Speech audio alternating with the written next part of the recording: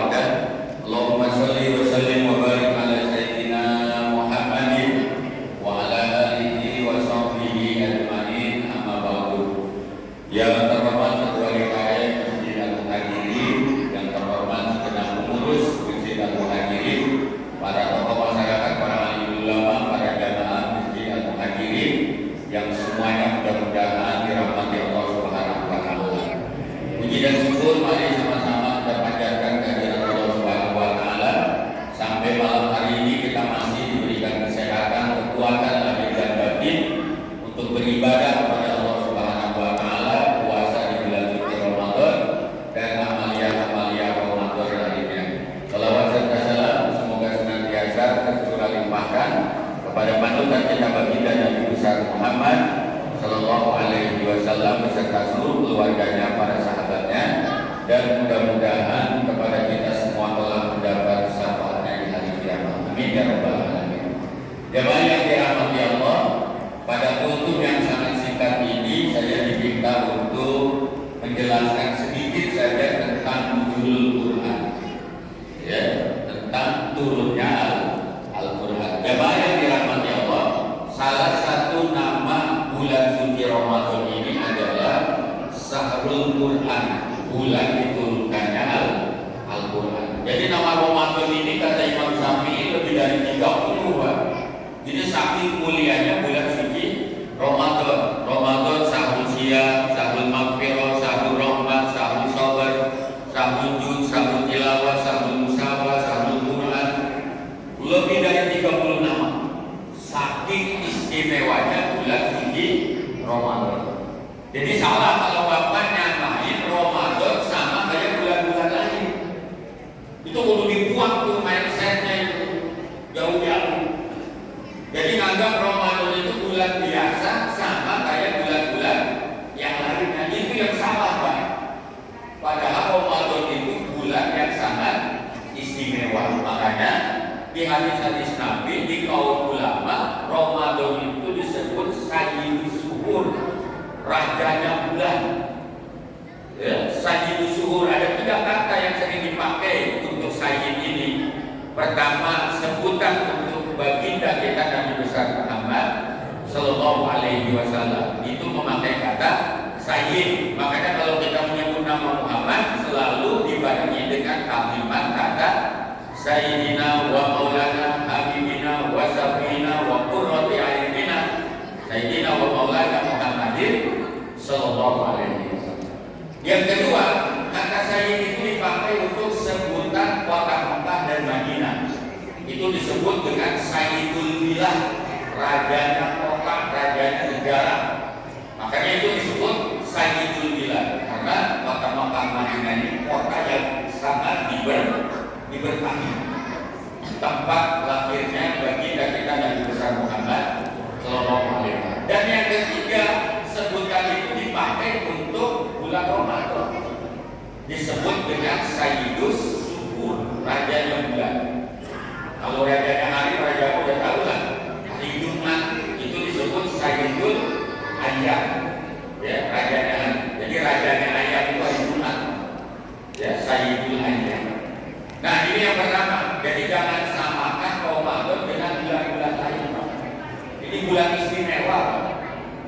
Jadi salah besar kalau Bapak nyamain pada jamaah Ramadan sama seperti bulan yang lainnya. Orang yang gak ngerti keistimewaan Ramadan mungkin akan menyia-nyiakan, banyak menyepelekan karena dia gak tahu keistimewaan Ramadan. Orang yang tahu keistimewaan Ramadan ini gak bakal nyia-nyiain Ramadan, kan? Karena dia tahu keutamaannya dari mulai berlipat gandaan pahala. Bapak kalau sholat isya tarawih tadi tuh kata Nabi, wa man ada farido karena kama mimman ada sabina farido. Orang yang sholat tarawih, sholat isya tadi berjamaah, sholat fardu itu dilipat gandakannya sabina farido, 70 kali. Nggak ada, Pak, di bulan lain selain Ramadan begitu. Di bulan Dzulhijjah, Dzulqa'dah, bulan Syaban berada nggak ada. Tapi jangan gara-gara ada melipat gandaan pahala ntar Bapak jadi alasan. Jadi malas, pahala yang kemarin belum habis katanya. Masih banyak, enggak begitulah maksudnya, ya. Jadi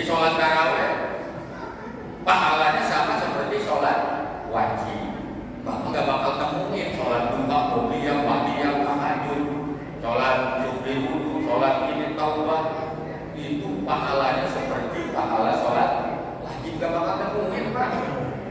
Jadi makanya orang yang nyanyi Ramadan itu rugi besar Pak. Apalagi bermaksiat di bulan Ramadan, naudzubillah. Nah, jamaah yang dirahmati Allah, singkat saja, kenapa Ramadan mulia? Salah satunya karena di bulan Ramadan ini Allah turunkan Al-Quran. Itu yang bikin mulia Pak, salah satunya. Makanya di surah Al-Baqarah 185 Allah berfirman, Syahrul Ramadan alladzi unzila fihil Quran. Di bulan suci Ramadan inilah aku turunkan Al-Quran. Satu-satunya bulan yang disebut dalam Al-Quran itu hanya Ramadan. Di surah Al-Baqarah 185, Syahrul Ramadan alladzi unzila fihil Quran.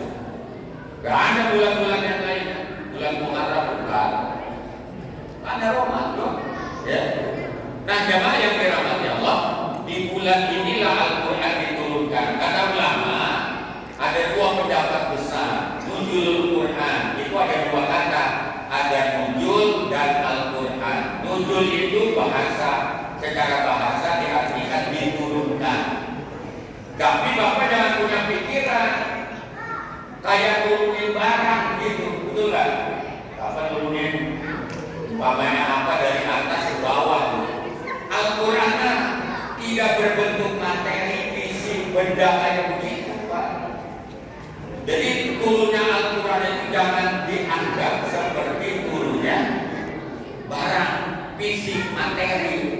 Makanya ada ulama yang mengartikan nuzul itu diartikan bukan turun secara langsung, tapi penyampaian ayat-ayat suci Al-Quran dari Baitul Izzah turun ke alam dunia melalui malaikat Jibril dengan proses wahyu, ya. Makanya ada yang mengatakan jangan diartikan turunnya itu kayak fisik blok begitu, karena Al-Quran bukan materi, bukan fisik, ya. Jadi jangan dianggap tentang nuzul turun dianggap seperti kita nurunin barang begitu, jangan Pak, untuk Al-Quran, ya. Ada dua pendapat ulama. Pertama, Ibnu Abbas, kata Ibnu Abbas, nuzulul Quran itu langsung jumlatan wahidah. Jadi sekaligus bahasa kita Betawi apa? Sekeblogan gitu. Jadi itu blok langsung gitu. Itu kata Ibnu Abbas, dalil-dalilnya banyak Pak. Nanti ya secara singkat saja karena waktu. Jadi kata Ibnu Abbas, Al-Quran itu turun jumlatan wahidah, paling ya.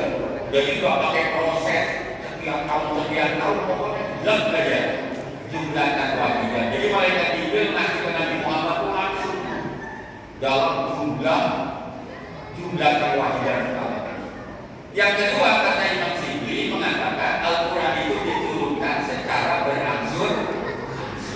Ini yang ada di Al-Quran surah Al-Isra kalau Bapak baca, ya.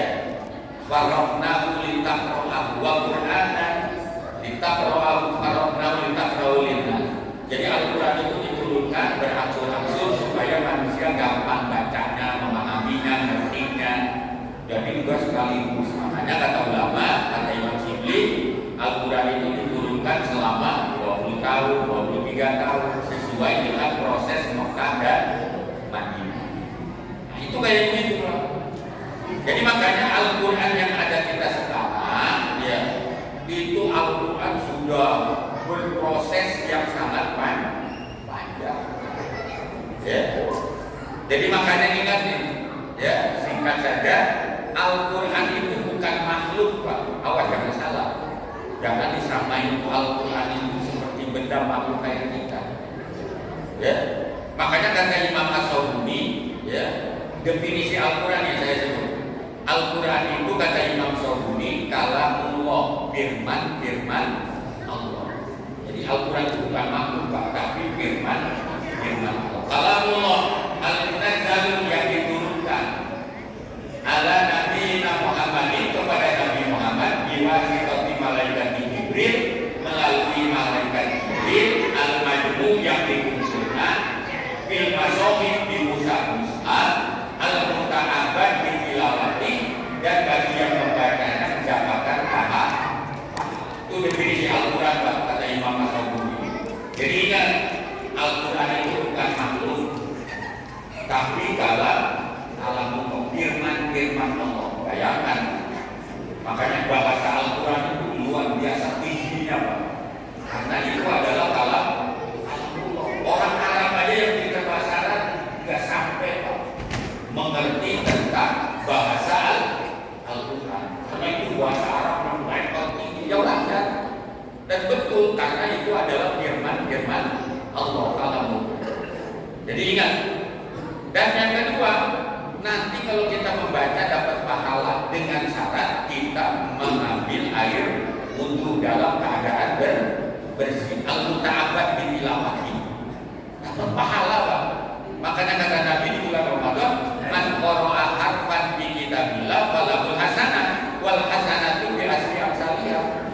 Barang siapa yang baca satu huruf saja dari Al-Quran, itu dia akan mendapatkan kebaikan, dan kebaikan dilipat gandakan 10, 20 sampai apa tidak terhitung bulan. Ya, makanya kenapa di bulan Ramadan umat Islam gemar sekali membaca Al-Quran. Jangankan katakan satu huruf, saya harus sadar orang Islam baca Quran satu huruf, ada nggak? Ada. Lagi itu umpamanya baca Quran Bismillahirrahmanirrahim Nun Shadaqallahul Adzim itu 10. Kalau Bapak baca satu baris aja itu berapa puluh? Dihitungin pahala, Pak. Kalau Bapak makrek di ibadahnya dihitung berapa puluh, dihitung 1 puluh, 10, 20, berapa bisa tiba pahala, Pak? Habis, Pak. Ada benar pahala. Udahlah, kita iman wah bisa benar karena Allah dan ibadah. Jangan hitung-hitung pahala. Tapi sayang kalau Ramadan tidak dibacakan ayat Al-Quran. Bapak kalau Ramadan satu kali khataman aja gak mampu, keterlaluan dan bilang terlaluan. Masa sebulan kita satu kali khataman aja gak bisa? Keterlaluan. Kalau saya ngomong kasar, keterlaluan. Gak apa-apa lah. Tapi kalau kita baca kitab-kitab ulama-ulama dulu berkali-kali, Nabi Muhammad ada berkali-kali khataman Al-Quran dibimbing oleh malaikat Jibril. Kita mau udah jadi musafnya, kita baca kok. Kita baca kok. Masa satu kali aja khataman nggak bisa, ya. Jadi makanya Ramadan ini bulan Al-Quran. Mumpung masih ada waktu nih, yang belum khataman segera khataman, ya. Yang sudah khataman, mari tambah lagi khataman. Imam Syafi'i aja sitina khataman. Imam Syafi'i itu kalau Ramadan 60 kali khataman. Subhanallah. Gimana itu? Karena orang kalau udah cepat baca Quran, udah bagus, hafalan udah kuat, nggak sampai berjam-jam, Pak. Satu juz itu ya Allah paling udah 15 menit selesai. Kalau yang bacaannya sudah masih cepat, bagus gitu kan. Kalau kita mungkin yang biasa satu juz itu paling banter setengah jam. Gak percaya bukti nama Bapak. Setengah jam. Bahkan kalau lebih dicepatin lagi pasti bacaannya 20 menit itu hakaman. Hak kuliah. Jadi makanya memperingati Nuzul Quran itu hakikatnya kita didekatkan dengan Al-Quran. Jangan jauh. Nanti Al-Quran itu jadi penolong, memberikan syafaat, kemudian bersaksi, dan betul-betul akan membela nanti kita di hari kiamat. Ya. Nanti kalau Bapak percaya mati dulu gitu kan, karena itu mah nanti. Jadi kalau yang pengen bukti mana, ya mati dulu.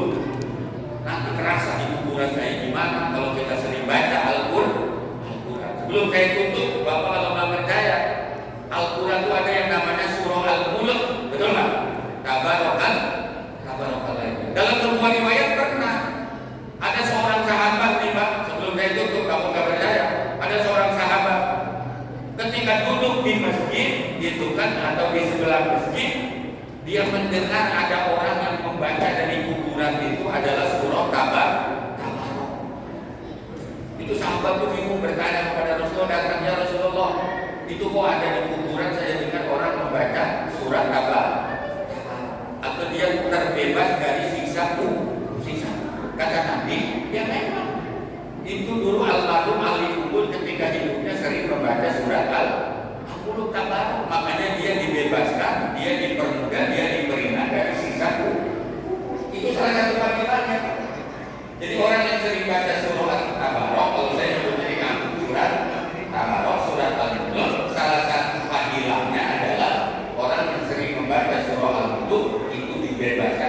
bisa habis.